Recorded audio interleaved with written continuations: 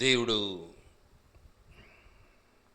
తన యొక్క బిడ్డల విషయంలో ఎంత ప్రాధాన్యత కలిగి, ఎంత బాధ్యత కలిగి తన బిడ్డలను గమనిస్తూ ఉన్నాడో మనం చూస్తున్నాం. ఈనాటి కాపరత్వ జీవితం చాలా వరకు భయంకరమైనటువంటి పరిస్థితులకు లోనైపోయింది. సో గొర్రెలన్నీ చెదరిపోతూ ఉన్నాయి. గొర్రెలు అంటే ఏదో ఆ గొర్రెలే అనుకోవద్దు. చూద్దాం ఆ గొర్రెలు ఎవరో. 31వ వచనం చదువుకుందాం. నా గొర్రెలను నేను మేపుచున్న గొర్రెలు నగు మీరు మనుషులు, నేను మీ దేవుడను. ఇదే ప్రభువైన యెహోవా వాక్కు. గొర్రెలంటానే కొందరు చేతగాని అసమర్థులు ఏం చేస్తారంటే గొర్రెలే అనుకుంటారు. కానీ మన దేవుడు మన కాపరి గనుక మనం ఆయన గొర్రెలము అని ఆయన సంబోధిస్తూ ఉన్నాడు అంతే. కాబట్టి గొర్రెలను ఎందుకు సంబోధిస్తున్నాడు అంటే, గొర్రెలు యజమానిని వెంబడిస్తాయి, మేకలు వెంబడించవు. కాబట్టి గొర్రెలు కూడా చెదరిపోతున్నాయి. ఏం కారణం, ఎందుకు చెదరిపోతున్నాయి జ్ఞాపం చేసుకుందాం ఒకసారి. గొర్రెలు చెదరిపోవటానికి గల కారణమేమి, ఎందుకవి బలహీనమైపోతున్నాయి, ఏమిటి ఈ కారణం? చూద్దాం ఆ మాటను ఒక్కసారి. రోమాపత్రిక 5వ అధ్యాయము 6వ వచనం. రోమాపత్రిక 5వ అధ్యాయము 6వ వచనం చదువుకుందాం. ఏలయనగా మనం ఇంకా బలహీనులమై ఉండగా. ఎలా ఉన్నాం మనమంతా? బలహీనంగా ఉన్నాం. ఏమిట్లో? కండలుండాయి, ఎముకలుండాయి, శరీరం ఉంది, గర్వం ఉంది. కాబట్టి ఆత్మీయ స్థితిలో బలహీనులమైపోతున్నాం. అట్టి బలహీనతను గుర్తించినటువంటి మన దేవుడు బాధపడుతూ ఉన్నాడు. అయ్యో నా బిడ్డలు, నా గొర్రెలు బలహీనులు అయిపోయినారే అని ఆయన ఏం వదిలిపెట్టలే. ఆయన మన గురించి వ్యసనపడుతూ ఉన్నాడు, బాధపడుతూ ఉన్నాడు, చింతిస్తూ ఉన్నాడు, క్రాంతుడైపోయాడు. కాబట్టి మన పరిస్థితి మేరకు, మన బలహీనతను బట్టి, ఆ తర్వాత వాక్యం ఏమనింది అక్కడ? క్రీస్తు యుక్త కాలమున భక్తిహీనుల కొరకు తన ప్రాణం ఇచ్చాడు. యుక్త కాలమున, మంచి సమయములో. ఎవరి కొరకు? మన బలహీనతను బట్టి. మన బలహీనులమని గుర్తించిన తర్వాత ఏం చేశాడు ఆయన? మన కొరకు ప్రాణాన్ని పెట్టాడు. కారణం, మనలను బలపరచాలని ఇష్టపడ్డాడు, మనలను బలపరచాలని ఇష్టపడ్డాడు. కానీ ప్రవచనం ఏమని చెప్తుంది అంటే, యెషయా గ్రంథం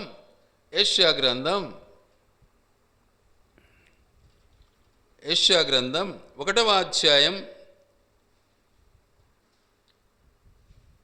5వ వచనం. 1వ అధ్యాయం 5వ వచనం. నిత్యము తిరుగుబాటు చేయుచు మీరేలా ఇంకను కొట్టబడుదురు. ఏం చేస్తున్నాం?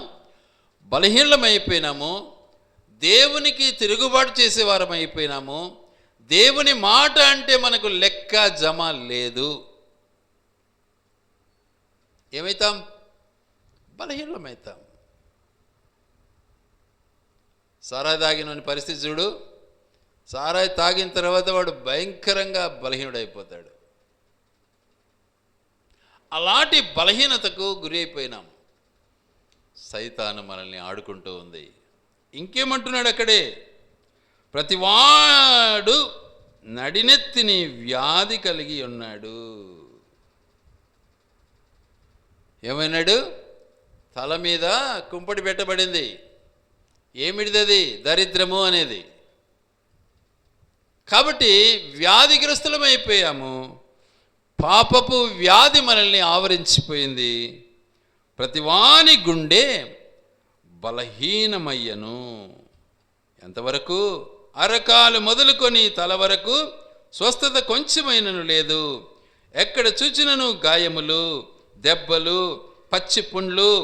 అవి పిండబడలేదు, కట్టబడలేదు, తైలముతో మెత్తన చేయబడలేదు. కాబట్టి దేశం ఏమైపోతా ఉంది? నాశనం అయిపోతా ఉంది, పాడైపోతా ఉంది. నువ్వు నేను పాడైతే దేశం నాశనమే. దేశం అంటే మనుషులే కదా. కాబట్టి పాడైపోతా ఉంది మన దేశం, పాడైపోతా ఉంది మన హృదయం, పాడైపోతా ఉంది మన శరీరం. మన తలపైన ఏముంది? దరిద్రం వెంటాడుతూ ఉంది. ఏం కారణం? ఎదురు తిరుగుతున్నాం మన దేవునికి. అది మనకు అర్థం కావడం లేదేమో. మనం ఎదురు తిరుగుతున్నాము అనే సత్యము మనకు అర్థం కావటంలే. ఎందుకు? మన పెద్ద భక్తులం కాబట్టి. బైబిల్ ఎప్పుడు చేతిలో ఉంటుంది. ప్రతి ఆదివారము ఖచ్చితంగా మనం ప్రార్థన చేస్తాం, ప్రతిరోజు ప్రార్థన చేస్తాం, మాకు అన్నీ తెలుసు అనే గర్వముతో మనం ఏమైపోతున్నామో దేవునికి వ్యతిరేకులమై, విరుద్ధ భావం కలిగి మాకు అన్నీ తెలుసు అనే పదములో గర్విస్తూ ఉన్నాం. కాబట్టి బలీలమైపోయాం. అట్టి బలహీనత నుంచి దేవుడు నిన్ను నన్ను బయటికి తేవాలని ఇష్టపడుతున్నాడు, బాధపడుతున్నాడు. అయ్యో నా బిడ్డలు బలహీనులైపోయిరే, వెక్కసమైపోయానే. ఏమంటారు? బక్క ఏమంటారు? బక్క అంత బక్కగా అయినా అంటారు చూడు. బక్క చిక్కిపోయినారే. ఏమిట్లో? కండల్లో కాదు, ఎముకల్లో కాదు, ఆత్మీయతలో, దేవుని యందు భయములో బలపడటంలే. భక్తిహీనత ఎక్కువైపోయింది, ఎదురు చెప్పడం ఎక్కువైపోయింది, వ్యతిరేకించడం ఎక్కువైపోయింది, ప్రశ్నార్థక జీవితం ఎక్కువైపోయింది. ప్రతి మాటకు ప్రశ్నే మనకు. విధేయత లేదు, లోబడే స్వభావము లేదు, అంగీకరించే మనస్సు లేదు. కాబట్టి బలహీనమైపోతూ ఉన్నాం.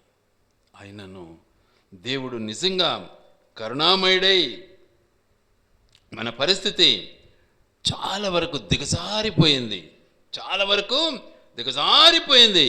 మన శరీరము సైతము బలహీనమే, ఆత్మసిద్ధమే, కానీ శరీరము బలహీనమే. శరీరానికి లొంగిపోతూ ఉన్నాం. దేవుడిచ్చిన ఆత్మ మాట వినటంలే మనం. దేవుడు చాలా స్పష్టంగా మనతో మాట్లాడుతూ ఉన్నాడు. ఆలోచించాలి మనం. ఎలాంటి పరిస్థితుల్లో నువ్వు ఉన్నావు, ఏ బలహీనతలో నువ్వు ఉన్నావు, దేవుడు అన్నీ చూస్తూ ఉన్నాడు. దేవుడు అన్నీ చూస్తూ ఉన్నాడు. చాలా చక్కగా మనతో మాట్లాడాలని ఇష్టపడుతున్నాడు దేవుడు. అందుకే భక్తుడైనటువంటి పేతురు ఒక మాట అంటాడు. చూద్దాం, ఆ మాటను ఒక్కసారి జ్ఞాపం చేసుకుందాం.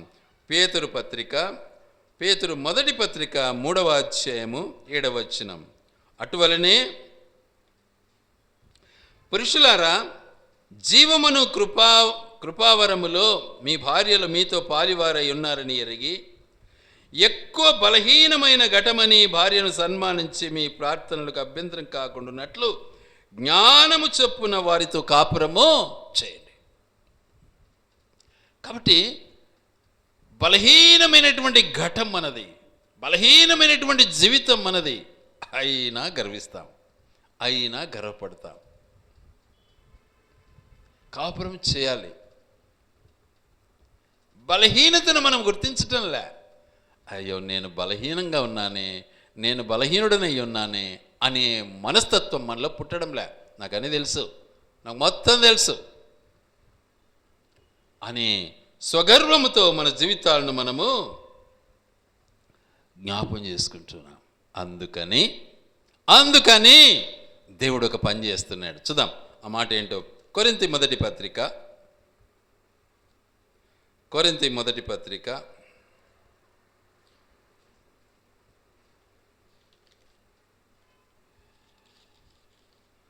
1వ అధ్యాయం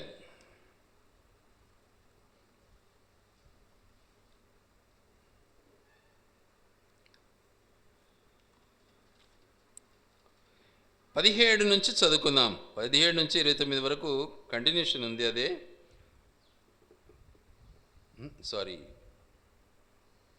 27 నుంచి 29 వరకు అంత ఇబ్బంది అవుతున్నాయి. ఏ శరీరియు దేవుని ఎదుట అతిశయింపకుండునట్లు జ్ఞానులను సిగ్గుపరచుటకు లోకములో నుండి వెర్రి వారిని దేవుడు ఏర్పరచుకుంటున్నాడు. చూసారా, నాకు అన్నీ తెలుసు అని గర్వించే నీవు బలహీనునివని గుర్తించక ఉండటం వల్ల నిన్ను మించిన వాడు ఎవడు తెలియపడు అంటే పిచ్చోడు.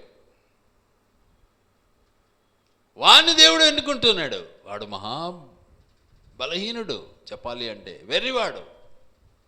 అలాంటోని దేవుడు ఎన్నుకొని నీకు బోధ చేయడానికి ఇష్టపడుతున్నాడు. ఆ తర్వాత ఇంకెవరంట, బలవంతులైన వారిని సిగ్గుపరచుటకు లోకములో బలహీనులైన వారిని దేవుడు ఏర్పరచుకుంటూ ఉన్నాడు. నాకు పెద్ద పెద్ద కండలు ఉన్నాయి, నేను చాలా గొప్పని అని ఎప్పుడైతే నువ్వు అనుకుంటావో వాని బట్టి దేవుడు ఎవరిని అనుకుంటున్నాడు? బలహీనుని. అజానుభావుడు ఎన్నడుగులు? 6 మూరల జానుడు, 9 అడుగుల బెత్తెడు, 9.5 అడుగు అనుకో దగ్గర దగ్గర. ఆ వ్యక్తి కోసం ఎవరిని అనుకున్నాడు దేవుడు? గొర్రెలను మేపుతున్నటువంటి, అడవిలో గొర్రెలను మేపుతున్నటువంటి ఎంతో చిన్న వయసు కలిగినటువంటి దావీదు రాజును ఎన్నుకున్నాడు దేవుడు ఆ గొల్యాతును చంపటానికి. ఆ రీతిగా ఈరోజు నిజంగా ఎంతోమంది బలశాలులు ఉన్నారు లోకంలో, కానీ ఎన్నిక లేని నిన్ను నన్ను ఎన్నుకున్నాడు దేవుడు, ఏర్పాటు చేసుకున్నాడు, పిలుచుకున్నాడు, రక్షణనిచ్చాడు. ఇదిగో నీ కొరకే నా ప్రాణాన్ని అర్పిస్తున్నానని మనల్ని హెచ్చరించాడు. గనుక అట్టి బలహీనత నుంచి మనల్ని బయటికి లాగాలని ఎన్నికైన వారిని వ్యర్థము చేయుటకు, లోకములో నీచులైన వారిని, తృణీకరింపబడిన వారిని, ఎన్నిక లేని వారిని దేవుడు ఏర్పరచుకొని ఉన్నాడు. అయితే ఆయన మూలముగా మీరు క్రీస్తు యేసునందున్నారు. ఎప్పుడైతే బలహీనతలోంచి దేవుడు మనల్ని ఎన్నుకున్నాడో క్రీస్తులో మనం ఉన్నాం. బలపరచడానికి మన కొరకు ఎవరున్నారు? యేసుక్రీస్తు ప్రభువుల వారు ఉన్నారు. ఆయన మనల్ని బలపరిచి నిజంగా మన యొక్క బలహీనత నుంచి మనల్ని కాపాడాలని ఇష్టపడుతూ ఉన్నాడు. దేవుని యొక్క మహాకృప చెప్పేదానికి లేదు. ఎన్ని రకాల బలహీనతలు మనం కలిగి ఉన్నాం, ఇప్పుడు ఎన్ని రకాల బలహీనతల్లో మనం ఉన్నాం. కానీ దేవాది దేవుడు, అది గుర్తించినటువంటి దేవుడు మన పట్ల తన యొక్క మూల్యమైనటువంటి చిత్తాన్ని నెరవేర్చాలని ఇష్టపడ్డాడు. తన ఆజ్ఞను మన పట్ల నెరవేర్చాలని ఇష్టపడ్డాడు. ఇష్టపడి మన కొరకు ఆయన బలియాగము చేయబడి, వధించబడి మనకు రక్షణని ఇవ్వాలని ఇష్టపడ్డాడు. జకర్యా గ్రంథం 13వ అధ్యాయం 7వ వచనం. జకర్యా గ్రంథం 13వ అధ్యాయం 7వ వచనం.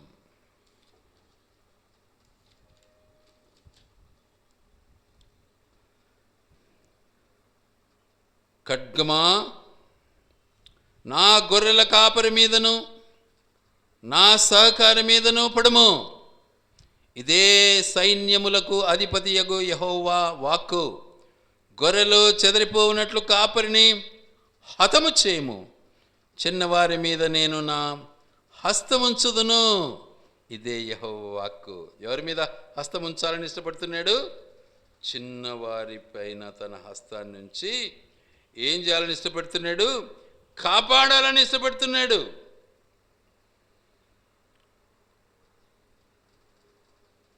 ఆ తర్వాత వాస్తవానికి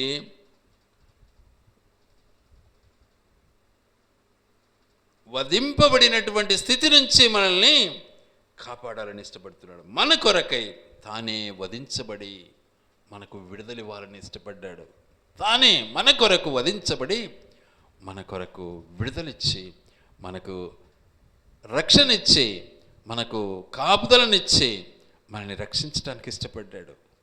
ఎన్ని భయంకరమైనటువంటి పరిస్థితులకు మనమంతా లోనైపోయినాము, వాటిని ఒక్కసారి జ్ఞాపం చేసుకుందాం. ఎందుకంటే మనం మర్చిపోతుంటాం. నేను బలవంతుని అనుకుంటూ ఉంటాం. సంసోను కూడా ఆ రోజు అనుకున్నాడు నేను బలశాలిని అని. దేవుడు వాస్తవానికి సంసోనుకు బలం ఇచ్చాడు, ఇవ్వలేదని కాదు, ఇచ్చాడు. అయితే దేవుని శక్తిని ఆశ్రయించకుండా తన శక్తిని బట్టి సైతానుకు లొంగిపోయాడు. దెలీలా లొంగ తీసుకున్నది. కాబట్టి వేశ్యల దగ్గరికి వెళ్ళిపోయాడు మానవుడు. వేశ్య గృహాలను దర్శించాలని ఇష్టపడ్డాడు మానవుడు. స్త్రీ యొక్క సంభోగాన్ని అనుభవించడానికి ఇష్టపడ్డాడు మానవుడు.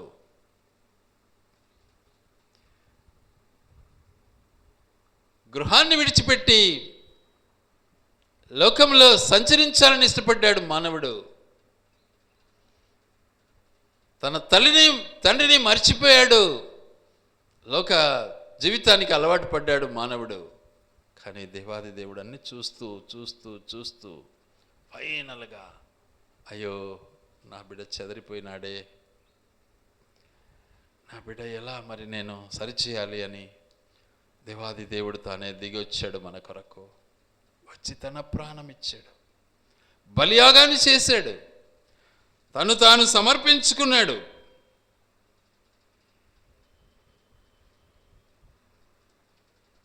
తను తాను బలి అర్పించుకున్నాడు.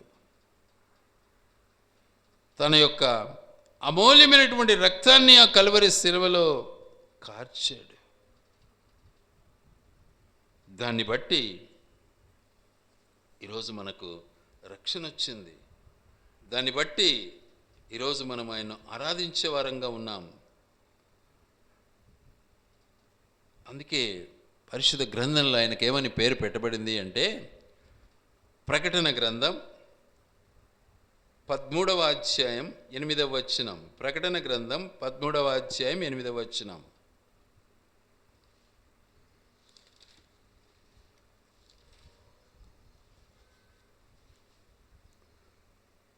భూనివాసులందరూ అనగా జగదుత్పత్తి మొదలుకొని వధింపబడి ఉన్న గొర్రెపిల్ల యొక్క జీవ గ్రంథమందు ఎవరి పేరు వ్రాయబడలేదో వారు ఆ మృగమునకు నమస్కారము చేయుదురు.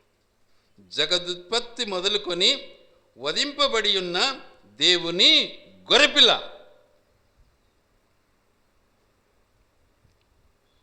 జగదుత్పత్తి మొదలుకొని వధింపబడి ఉన్నటువంటి గొర్రెపిల్ల.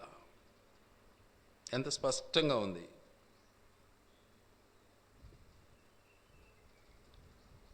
లోకం పుట్టింది మొదలు అందరి కొరకు ఏం చేశాడు? వధింపబడినటువంటి జీవితం యేసుక్రీస్తు ప్రభుల వారు అనుభవించి మనకు రక్షణనిచ్చాడు, విడుదలిచ్చాడు. చేసిన త్యాగాన్ని మనం మర్చిపోతున్నాం. ఈరోజు బిడ్డలు కూడా మర్చిపోతున్నారు.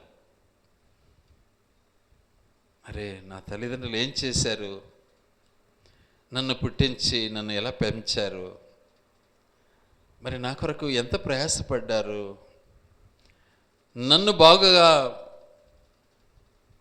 పోషించి పెద్ద చేయటానికి వాళ్ళు ఎంత కష్టపడి ఉంటారు, వాళ్ళు ఎన్ని రోజులు పస్తూ నింటారు, ఎంత చెమట గార్చింటారు. ఎవరికి మనసులో రావడంలే, ఇప్పుడు ఏ పిల్లలకు కూడా రావడంలే. ఎన్నో కుటుంబాలు అప్పుల పాలైన ఎవరి కోసం అయింటాయి? ఒకవేళ త్రాగుబోతో తిరుగుబోతో అయి చేస్తే అది తన స్వార్థం.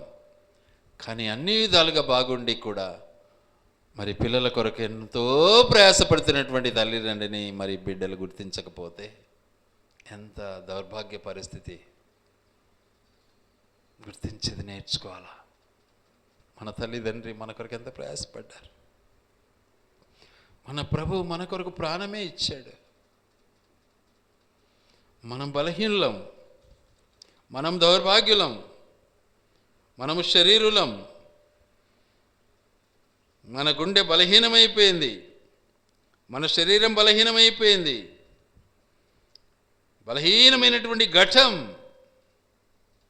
కాబట్టి మన బలహీనతను బట్టి మన దేవుడు మనల్ని తృణీకరించక, పారద్రోలక, పారవేయక అతను చేర్చుకొని మన కొరకు ఆయనే తన బలియాగాన్ని అనుభవించి, మన కొరకు తన ప్రాణాన్ని ఇచ్చి, మన కొరకు తను వెల చెల్లించి మనకు విడుదలిచ్చాడు మన దేవుడు. మరి ఆయన్ని ఏం చేద్దాం? ఆయన్ని ఆరాధించేవారు ఆత్మతోనూ సత్యముతోనూ ఆరాధించు కాలం వచ్చుచున్నది. అది ఇప్పుడే వచ్చి ఉన్నది. ఆయన ఆరాధించేవారు ఆత్మతోనూ సత్యముతోనూ ఆరాధింతురు. కాబట్టి ఇన్ని పరిస్థితులలో దేవుడు మనకు తోడై మనల్ని కాపాడుతూ, మనల్ని భద్రపరుస్తూ, మనకి రక్షణ కల్పిస్తూ, మనల్ని పోషిస్తూ, మన అవసరాలు తీరుస్తూ ఆయన ఎంతో శ్రమ పడుతూ ఉన్నాడు, ఎంతో బాధపడుతూ ఉన్నాడు. సిలువను సహించాడు, రక్తం కార్చాడు. కానీ మనం మర్చిపోతున్నాం, మనం గర్విస్తూ ఉన్నాం. అయినా దయగలిగినటువంటి మన దేవుడు మనల్ని హింసించటంలే, మనల్ని దూరం చేయటంలే, వేసారుతూ ఉన్నాడు. రండి నైనా, రండి రండి, మీకు విశ్రాంతిని ఇస్తాను, మీకు రక్షణని ఇస్తాను. ఇదిగో మీ పాపములు కెంపు వలె ఎర్రని వైనను వాటిని గొర్రె బొచ్చు వలె తెల్లగా మారుస్తానయ్యా, మీకోసమే రక్తం కార్చాను, ఈ హిస్సోపుతో నిన్ను కడిగి వేస్తానని దేవుడు బాధపడుతూ ఉన్నాడు. అట్టి దేవాది దేవుని ఆరాధించగల ఉంటావు. అట్టి దేవుని యొక్క హృదయాన్ని నువ్వు గుర్తించకుండా ఎంతవరకు గుడ్డి జీవితం అనుభవిస్తావు? ఆ దేవుని ఎంతవరకు విస్మరిస్తూ ఉంటావు నీ బ్రతుకు? ఒకసారి జ్ఞాపం చేసుకో. కాబట్టి దేవుడు మనకిచ్చినటువంటి ఈ భాగాన్ని జ్ఞాపం చేసుకుందాం. చెదిరిపోయిన మన జీవితం, బలహీనమైన మన జీవితం, శరీరానికి అంకితమైన మన జీవితం, లోకానికి వెరచి దేవునికి దూరమైన మన జీవితం. కానీ దేవుడు నిన్ను నన్ను వదలకుండా తన ప్రాణ త్యాగముతో, తన బలియాగముతో తను తాను సమర్పించుకొని మన కొరకు వెల చెల్లించి మనకు రక్షణ ఇచ్చాడు. అట్టి ఆ దేవుని మనస్పూర్వకంగా, హృదయానుసారంగా, ఆత్మతోనూ సత్యముతోనూ ఆయన ఆరాధించుకుందాం. దేవుడి మాటలు ఆయన వెనుకడిలో దీవించి ఆశీర్వదించునుగాక.